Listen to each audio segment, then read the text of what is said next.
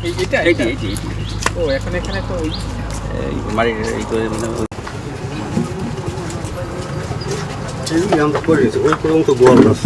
আব্বা পিছনে দরজা ভাইয়া তারপরে দেখে বোঝা যায় না, এটা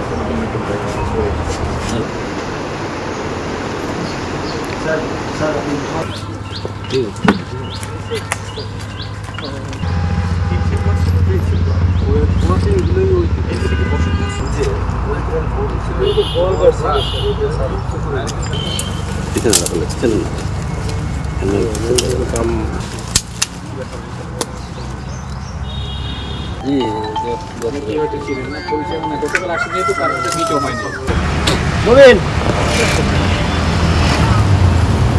নুরুজ্জামান কাফি একেবারেই সন্তুষ্ট সে বলেছে যে আজ লিগাল অ্যাকশনগুলো এখানে নেওয়া হয়েছে সন্তুষ্ট।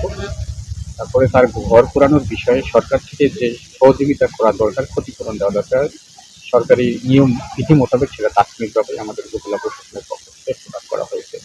এরপরে যেহেতু এখানে যে ঘরটা পূরণ হয়েছে, ঘর পূরণেতে অনেক বেশি ক্ষতিগ্রস্ত হয়েছে, তো এই বিষয়ে যদি আরো ক্ষতিপূরণ দেওয়ার বিষয়টা আমাদের সামনে এসেছে, তো আমরা এখানে আজকে যেটা পরিদর্শন করলাম, পরিদর্শন করে এখানে অ্যাসেসমেন্ট নিয়ে আমরা সরকারের কাছে এই বিষয়ে আরো বিস্তারিত প্রতিবেদন দিই, যাতে যে পরিমাণ ঘটেছে তাকে যেন ক্ষতিপূরণ দিয়ে পুষিয়ে ওঠা যায়। দুজন আগুন দিয়েছিলেন, তারা এখনো জেলে আছেন এবং তারা আমি বুঝি নির্মাণের শিল্প, সালাম স্টিল বোঝে ডিউরেবিলিটি। সালাম স্টিল, মোস্ট ডিউরেবল স্টিল। 160তেও তারা স্বীকার গেছেন যে আমি জুলাই আগস্ট আন্দোলনে ছিলাম, ধানমন্ডি 32-এ ছিলাম, যার জন্য আমার ঘর বাহির থেকে লাগাই পোড়াই দিছে, তারা নিজেরা স্বীকারোক্তি দিয়েছেন আর কি।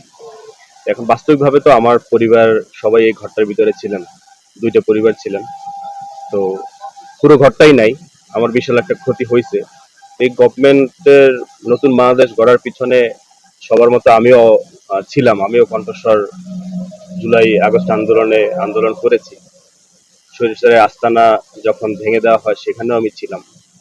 তো আমার মনে হয় যে আমার যে এত বড় বিশাল ক্ষতি হয়েছে, এখানে আমার সরকার আমার পাশে থাকা উচিত, আমার ক্ষতিপূরণ দেওয়া উচিত। কিন্তু যদি দুঃখ প্রকাশ করি তাহলে যে 1 বছর প্রায় হয়ে গেছে, এখনো আমার ঘরটা উঠে দেওয়া হয় নাই। তো হয়তো তাদের জটিলতা, বা আমারও দুর্বলতা ছিল। দুর্বলতা বলতে আমি নীরব থাকছি, আমি ধৈর্য ধরছি, যে কোনো বিশৃঙ্খলা করি নাই। এখন তারা আসছেন, অপেক্ষা করছি এবং সেই সাথে আহ্বানও করছি যে আমার ঘরটা ক্ষতিপূরণটা দ্রুত দেওয়া হোক।